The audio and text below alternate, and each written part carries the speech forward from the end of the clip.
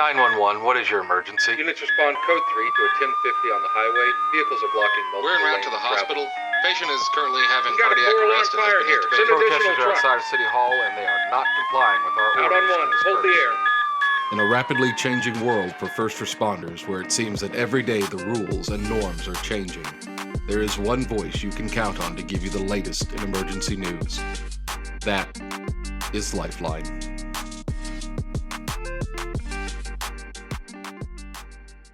Hello, and welcome back to another episode of Lifeline 911 Podcast with your host, Erica. Hello. I am your co-host, Gary, and today we are joined by a very special guest. Flock Safety is an American company founded in 2017 that uses cameras stationed in strategic locations around the country to help law enforcement and other entities track vehicles that may be involved in crimes. Law enforcement can input a specific vehicle type or plate that they are looking for, and the system will search for matching vehicles throughout the system and alert the user that a match was found, day or night. However, this has created deep concerns in regard to civil liberties and privacy across the nation. Amanda Spees is a customer success manager who guides their customers through the product and how to use it, as well as connecting law enforcement agencies with each other during investigations when leads are found in separate jurisdictions. Amanda, thank you for joining us today. Yeah, absolutely. Thanks for having me. And I might also add that Amanda did spend 5 years as a police dispatcher. Was that it? Yep, 5 years. That's amazing. It doesn't seem like it was that long.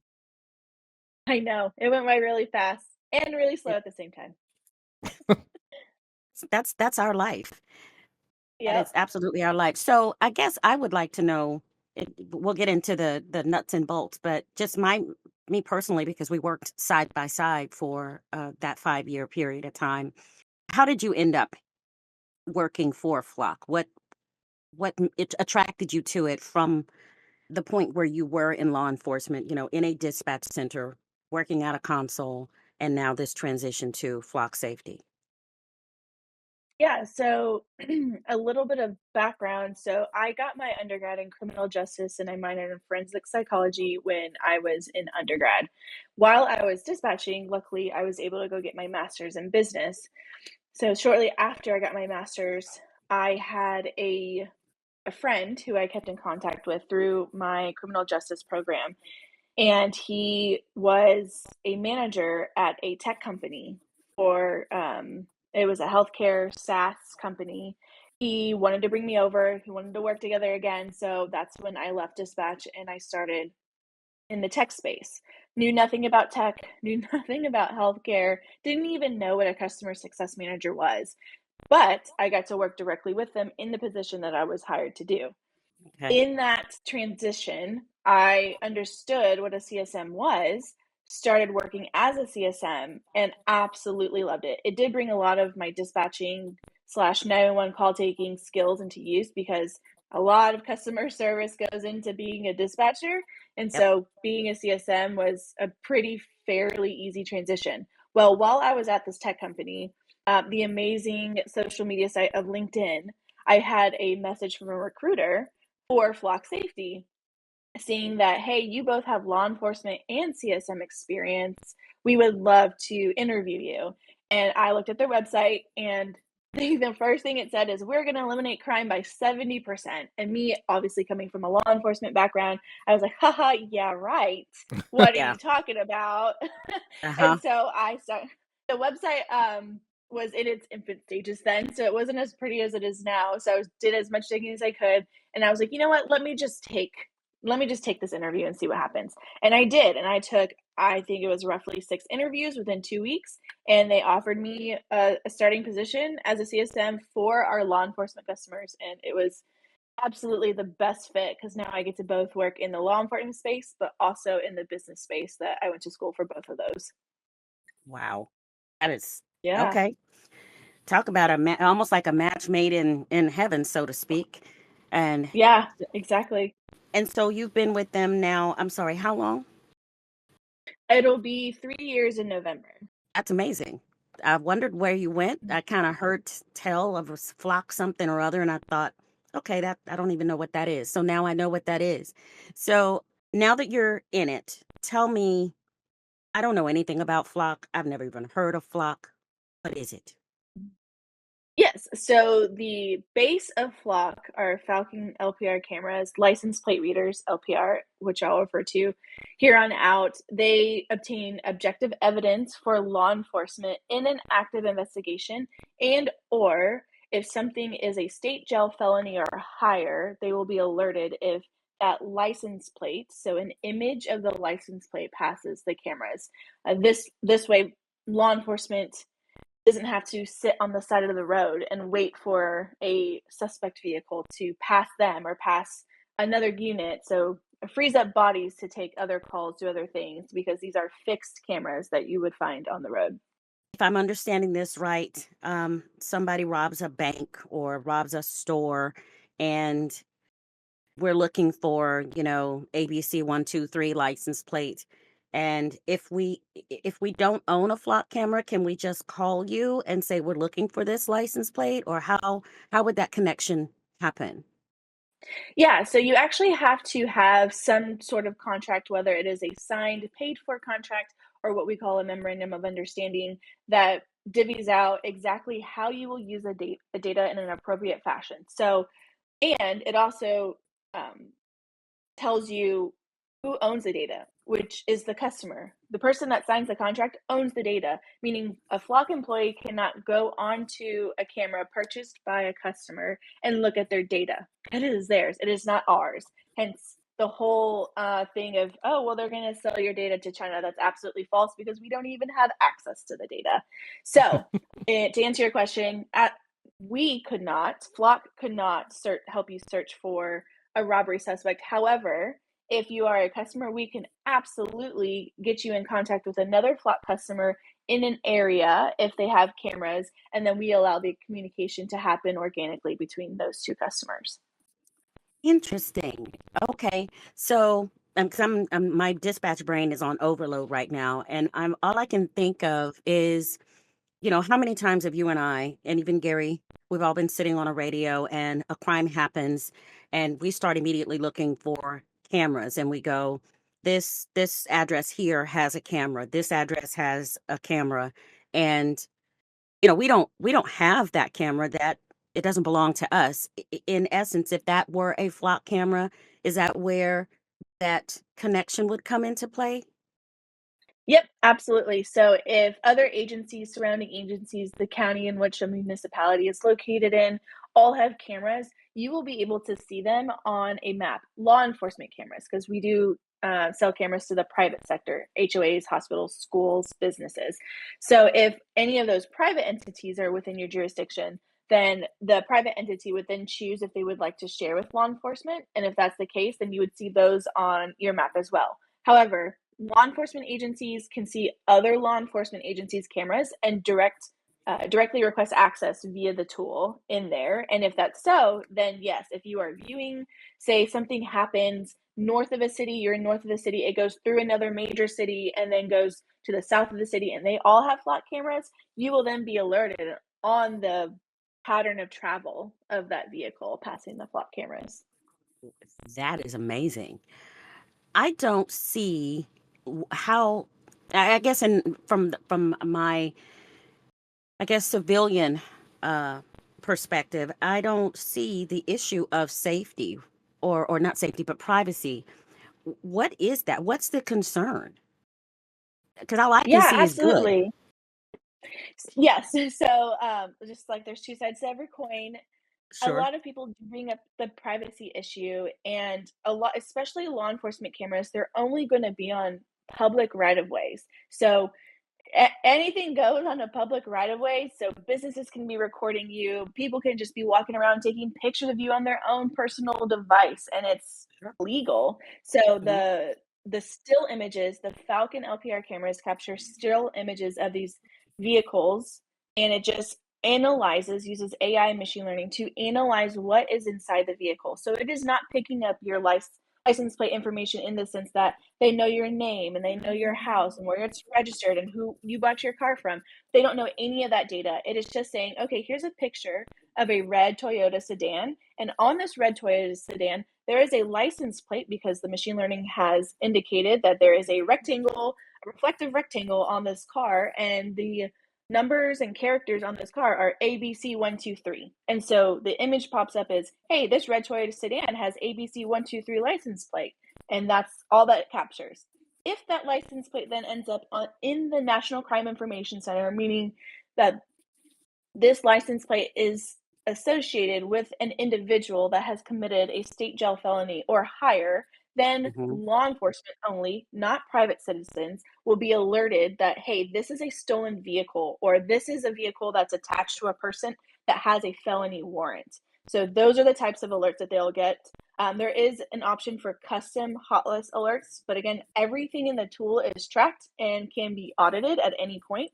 So if they create what we call a custom hot list, if there is an isolated investigation within a city, they are trying to find a burglary suspect, a robbery suspect, they are on a tip of stalking for, say, a teacher in the area, they can then put this custom license plate on a custom hot list, and they'll be alerted if, say, this stalking suspect gets into by a certain camera by a school where this teacher is known to work. Then they can quickly respond to that custom hot list. So many ways. I know it was a long way to answer your question. No. This is good. This is perfect because, you, I, Gary, and what we know to be our most likely listener can track with this. And if they're anything like me, their mind is going a mile a minute thinking of scenarios. So in that very last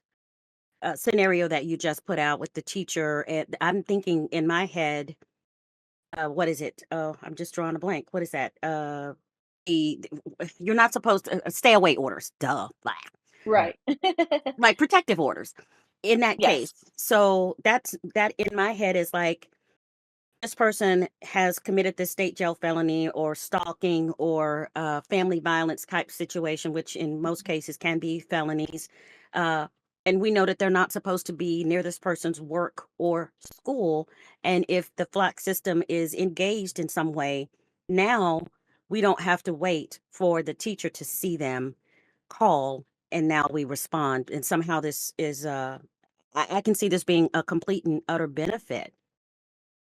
Absolutely. Yeah. And school districts and universities and colleges have also taken part in the flock safety system as well.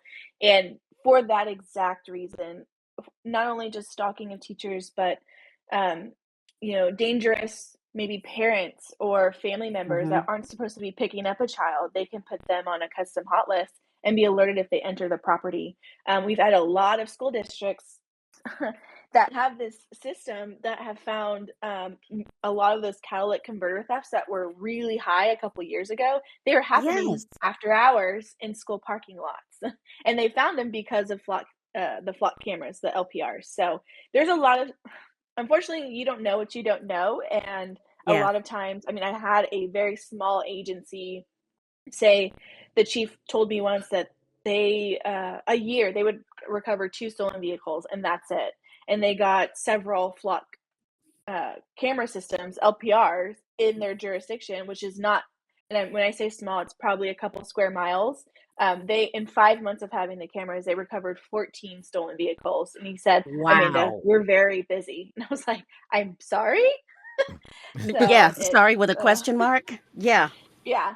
So So force multiplier for sure. absolutely. And this is, who knows how long those other, you say typically 2, right? How long would it have taken them, if ever, to get those other 12 without the system Yes. being in place? I just am, I guess, a little curious in terms of like, we're talking kind of about like the safety and liberty kind of aspect of, flock. Like it's because it's a powerful tool for law enforcement, but just to play devil's advocate, you kind of have the other side of, you got to be careful about, what powers that you do give the government. Do you guys and I don't know if you can like discuss it, but like in your internal flock meetings, do you guys like talk about like, those that give up liberty in order to obtain a little temporary safety, deserve neither, kind of Benjamin Franklin-esque, or like, is that a concern you guys have, or do you find that's more of an external concern? No, absolutely. We actually have an ethics board. So any feature that we want to roll out or a product that we want to roll out, they run it through an ethics board, and there are multiple people involved before a feature or anything gets released to just triple check everything. But I think our biggest thing is our auditing tool. I mean, this program, Flock Safety, was built originally for HOAs only. They didn't start selling to law enforcement until 3 years later. So everything, Ah, yeah. So it was, and this backstory, and anybody can find this on Flock Safety on the website and LinkedIn, anywhere. But our CEO Garrett was a victim of a burglary back when he was in college, living with some housemates, and I think it was a string of burglaries. And one of the major things that the law enforcement at the time said is like, well, we don't have any vehicle information or license plate information, so this case is really going nowhere. So lo and behold, he creates this company that will take images of license plates and be able to provide it to law enforcement.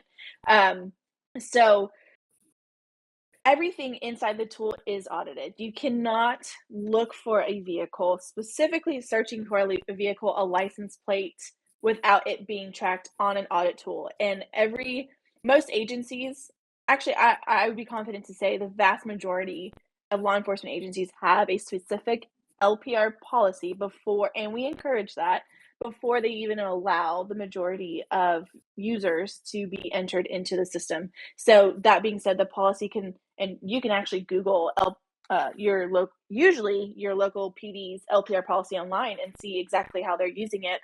But it requires typically a case number in order to do any kind of searching or a type of investigation or anything like that. And then if they're searching on private cameras, like in HOAs or business or anything, even the businesses and HOAs have that auditing tool as well and can see who is searching on their cameras and why they are searching. So it's everything is tracked, just like anything. You pick up your phone, you log into Facebook, everything is tracked. You're on yeah, a Mm-hmm. podcast, everything is tracked. So yep. it's not anything that we are specifically diving into. Like there is no uh, there is no people data that is coming from these cameras, and they are angled to capture the rear of vehicles. Like I said in the beginning, objective evidence. So you are looking at the rear of a vehicle. You're not looking to see who is driving the vehicle. You're Yeah. not looking to see who owns the vehicle, because that information is not provided. So lots Yeah, of because it's safeguards there. I was gonna say because it's a license plate capture. It is not running the vehicle. So if anybody were listening that Mhm. is not in law enforcement like we are, knows that you have to go in specifically and enter that license plate into NCIC or TCIC, the Texas Crime Information Center, or the National Crime Mhm. Information Center. You have to go in with a specific command, with a specific intent to retrieve the information that belongs to the car or that is attached to that license plate. So I won't know that it's Erica Roberts living at blah blah blah Main Street just by looking at the image of that license plate. There are uh I guess I don't know, I don't think liberties is right. Accesses, permissions that are only available to law enforcement in order to Right. retrieve the personal information that's attached to that. I think that before coming on and speaking with you, that was one of the immediate things I thought about when I saw, one of the many stories out there Mhm. about people's private information. I'm thinking, wait a minute, you can't just get that. Exactly. Exactly, and that's never what Flock is going to be, and just like we'll never dabble into, well, okay, don't I won't say never. I won't say Hmm. never. But we are strongly against the whole facial recognition thing. We'll let other companies take that away, but it's strictly analytic data, AI, machine learning, using those advancements in technology because they're here for us to use to Hmm. determine an image. Is like, yes, this vehicle, this license plate from this picture is stolen. It is under a protection order. This might be something to look at. So And like we mentioned earlier, there's a retention policy. So your data is not kept forever. It is deleted. It is hard deleted after your retention date because if anybody knows how data works in the cloud, it is very expensive to keep data up there for a long time. So it Okay. is deleted after the retention period that is set by the customer, which is typically 30 days. That is our default. If a company needs shorter or longer, we can accommodate, and those are by law. There are some states that require retention policies to be longer, and there are some municipalities that require it to be shorter. So whatever their retention policy is, we'll adapt to it. But after that, it is a strict hard delete on all fronts. That is good to hear. And I just listening to you, and you keep mentioning that everything is audited, and I hear case numbers. That reminds me very much of our real-time crime center and their ability to dig into things for law enforcement purposes only. And they require a case number. I can't just call up my real-time crime center and say, I want the involvement or history on this person or this vehicle without a case number being attached to it, so that automatically, for my real-time crime center with that case number, that tells them that I have an interest that is legal and responsible, so that I can't just, even an employee can't just dig into your information without there being safeguards, right? There's bumpers to that, Right. wouldn't you say? Absolutely. And I think that's so important too, because it keeps everybody accountable to be doing Mm-hmm. what they're supposed to be doing and not Yeah. foo-fooing around at any point. I love So that. Foo-fooing. Foo-fooing. I love that. I'm stealing that. Okay. So you guys have safeguards for users, you have safeguards for law enforcement, you have safeguards for your employees. If just, some dispatcher somewhere happens to come across this podcast and they think my agency doesn't have anything like that, what would be, I guess, like a selling point, like your pitch? I had this asked of me one time. It's like, if you had to sell flock to me in one sentence, it's like, oh my gosh, it's so hard. Why would you make me do that? But for dispatchers specifically, like I mentioned before, yes, it is an additional thing that you have to log into. However, I have worked with multiple dispatch centers where they maybe choose to have just one login, and you can see the totality of the Flock system. And now Flock has the ability to ingest things like CAD, and you can now listen to your live 911 calls via Flock if needed. So officers responding to a call can tap in and listen to the call as they're, not that I recommend you tapping into a call while you're driving hot to a call, but if it is safe to do so, Love it. you can tap into line one call. You can see the hot list hits on your screen. You can integrate your ABL, your vehicle location system, whether that's via your body cam or your NDT or whatever it is, on the screen. So it's becoming a real center for dispatchers, so that hopefully, I mean, you won't be able to do everything. Obviously, we're not going to have things like Versadex and stuff, because that is very sensitive information on there. Yeah. But at least you can look at your CAD calls, your officers' locations, the calls that come up with Flock in relation to the CAD call location that's popping up, to see if it's any kind of relation, things like that. So we're making it a lot easier for dispatchers to only have to log into one part of the tool. They don't have to bounce around like they did before in the past, or like investigators that use the tool, where they're going to go from our alerts to our search and then maybe to our lookup tool and all those things.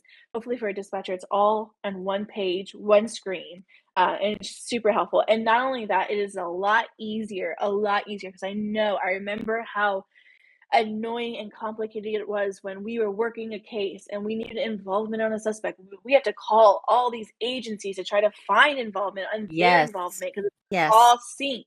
Here, you can have all your sister agencies, if they all have Flock, you have all of their Flock stuff on the thing. So you can search their cameras and say, like, okay, well, this vehicle looked like it traveled through all of our cities and it's making its round. So it's all there on one screen. So that's probably one of my favorite parts. Oh And my of God. course, looping in your cities too, and your businesses, your hotspots, your your academies, your Walmarts, your Home Depots, your Lowe's. When they all have flock cameras, you can also grab data from the same kind of data from their cameras as well, because we know some of those are some hotspots in certain cities.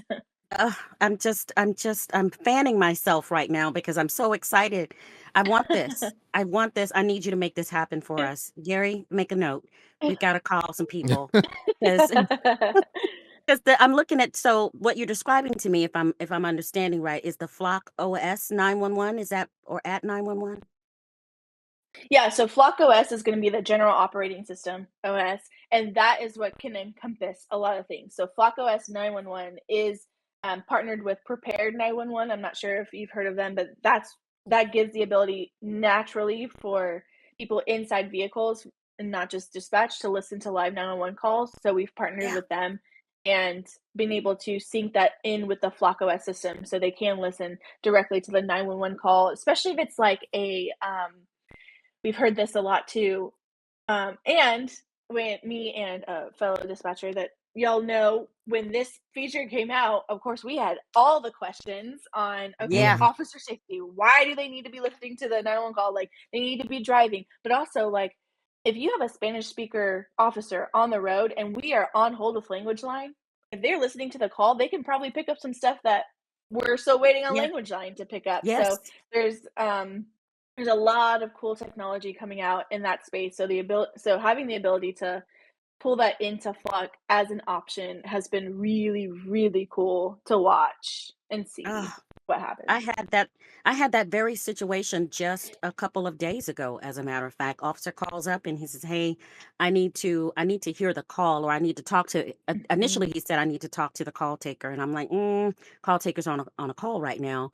So either I can pull it up, or you can, if you really want to talk to them, I can wait until they get off the phone, blah, blah, blah. But this sounds like this would be something he wouldn't even have to pick up the phone and make that initial phone call to me. He would be, or potentially have the option of listening to it himself and get everything that he needs Right. right there. Exactly. Oh, Yep. oh, it just makes me excited. Yeah. So I'm looking at the site because that's where I like to play. You mentioned hospitals and schools, but I'm curious about how the flock system works in healthcare. Can you Yeah. elaborate on that? So one of the first hospitals that grabbed Flock and put them at their, because typically for businesses, you're going to put them at the entrances and exits of your property because that's the most viable. And depending on how big your entrances and exits are, it depends on how many cameras you have. But and I will never forget this story. It was a mother who was in fear for her life from the baby's father, and she went into labor in the hospital. She told security staff, all of them, that he is not allowed around this child. There was nothing in place, there's security guards. They weren't law enforcement. It wasn't like an overtime law enforcement gig. They're just the security guards that the hospital contracts with. But sure enough, I forget how long after the baby was born, they used our custom hot list feature and put his license plate on a custom hot list in Flock, and he actually showed up on the property. So by the time he parked and was walking towards the building, they had called their local law enforcement to mitigate that situation. And luckily, there was no instance, but he was barred from. Hopefully, we always hope that he wasn't planning to do any harm, but they were able to get there in time to help with any situation that might have arise from that situation. So healthcare, Absolutely. that's the big one. Sometimes they use it for angry employees, maybe that got let go and are want to target a certain facility, so healthcare can use it in that way. There is no, for healthcare specifically, there is no we are not diving into HIPAA or anything like that, because again, it's just a picture of a license plate. So yeah, those would probably be the biggest ones that I would say healthcare would be using them for. And then obviously there's actually some healthcare systems have police departments attached to them. So the police department will use it all for law enforcement on the healthcare campus. So some of them are fairly large. So yeah, Wow. multiple ways that they can use it. It's pretty cool. Kind of That going is along with that healthcare amazing. idea, like, um, do y'all ever have people like that are like dementia patients or Alzheimer's? We get a lot of calls where it's like, grandpa got in his car and drove off, and we don't know where he's at. And unfortunately, a lot of those have not positive outcomes. So that would be a case where I could see Flock really helping out, where you're looking for like, an elderly person or something to that effect. Yes, and actually, I believe there was an article that came out, I wanna say it was maybe earlier this year, but as of that time, I think it was around May of 2024, the number was somewhere in, like, the high 80s of the reported, elderly dementia patients that Flock has helped find because they couldn't find their way back. I think there's actually a news segment in Georgia where they interviewed the woman whose son was trying to find her, and she just took a wrong turn and ended up in 2 counties over, and Flock was able Wow. to find her and That bring is her back. amazing. It is pretty dang cool. Yeah, that Alzheimer's patients, kidnappings, also suicide. We've helped find people who have said that they're gonna commit suicide and found them before. I think there was one even in Texas where she made it all the way to, I think it was somewhere near the Gulf, and she made it all the way to, I think it was near Oklahoma, and they found her from the flock system and was able to bring her back safely. That is amazing That because So, I don't know I don't know how many times we get those bolos or those calls where we have to broadcast citywide, that so mhm, and so called a family member and they threatened to, drive off of a bridge or something to that effect, and we're helpless because all we can right. do is broadcast in our very contained environment, and then of course we pass it along to other agencies via teletype, but it's not the same, and it's very slow moving. Yeah, just Yeah. yesterday, Yep. just yesterday, we had a call where there was like a suicidal person in their car, and like, you know, uh, somewhere in the city, and having a program like that could have really been useful. Thankfully, Yes. nobody got hurt in that instance, but it could have been. Yeah, and I Wow. did some, I now when you brought that up, I wanna know the number, and now it's stuck in my head, so I did a quick LinkedIn. Flock Safety posts all of their most of their solve stories on there, and, I was actually wrong. It was actually 400 missing people have been reunited, so I was a little off on the number Yeah, there, using the Flock system, but it's a pretty powerful tool, especially when it's connected, when all the law enforcement agencies are able to be connected with not only other law enforcement agencies, but, their community as well.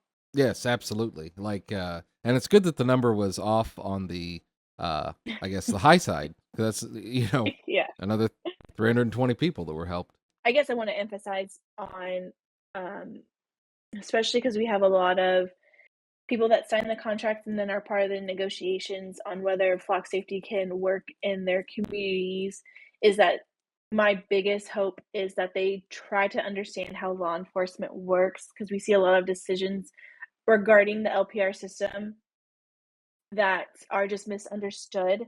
I'm not gonna call them uneducated, but it's just the lack of education that they might have around how LPRs actually work and how they assist law enforcement, how beneficial that could be, and to take that into account when they're thinking of getting products like that to help their law enforcement agencies.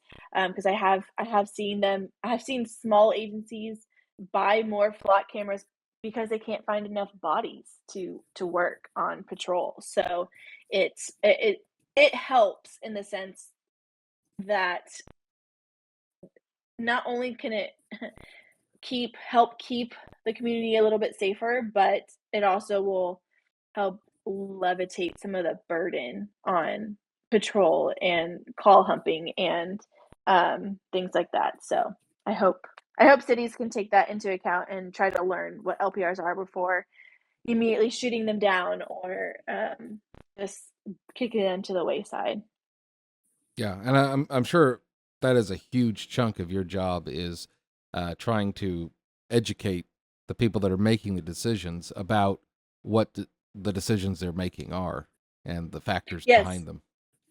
absolutely, and just knowing, educating on them on how law enforcement uses the tool. Because I think how you mentioned, a lot of them just think, "Oh, they just wanna know where I'm at all times," and that's absolutely not what they're for, and so I just don't think a lot of people understand why law enforcement uses LPRs and how beneficial they are to law enforcement specifically. So, It has been an absolute pleasure. I'm so glad to have talked to you again because we got to do a little visiting before we actually came on air. But it was good to talk to you. This was incredibly educational. Gary told me it would be because I was like, I don't know anything about this. How am I gonna do an interview? And so I started digging, and as you remember, I came up with all kinds of questions. So I Mhm. hope that this is helpful to someone because I want it, and I'm still trying to figure out how we're gonna get it. So there's that. Yeah, absolutely. Thanks for letting me chatterbox it away because it's something over the last 3 years I've learned so much about, and I can talk forever and ever about it. And I have before in meetings that's lasted 2 hours. So I'm totally used to it, and I'm happy to keep talking about it at a later date if needed, if wanted. Oh, it's wanted and it's needed because I think there's just a lot of misinformation floating around out there, Hmm. and people have their notions about what it is. And with privacy being such a big deal, it's a good idea to have real information to combat the Hmm. misinformation. So I can't imagine that we won't have you back to maybe talk about something specific. And if your company comes up with another product, or you find yourself in a situation where you want to get some information out there, call us up and we'll be happy to have you on, and we can help inform. Absolutely, that sounds fabulous. Wonderful. Well, Amanda, thank you so much for joining us today, and I really appreciate you taking time out of your busy schedule to do that. Yeah, of course. I found it Yay. I found it to be very informative myself, and I Yeah. hope that all of our listeners have as well, and maybe demystified some of the flock. We didn't want to scare the flock out of you, I guess, is what I'm Oh, trying to for say. heaven. I knew that was coming. I knew it was coming. I I couldn't I help it. I held off as long as I could. Yeah, it's okay. You just you'll find people that will flock around and find out. So Yeah, it's Oh that's a my good one. fine. God. Oh Yeah. God. I, I have a whole book of them. Don't worry. Don't you worry. That's awesome. um, but from all of us at Lifeline 911, I'm Gary, America. and we will see you next week. Thank you for watching our production of Lifeline 911 podcast.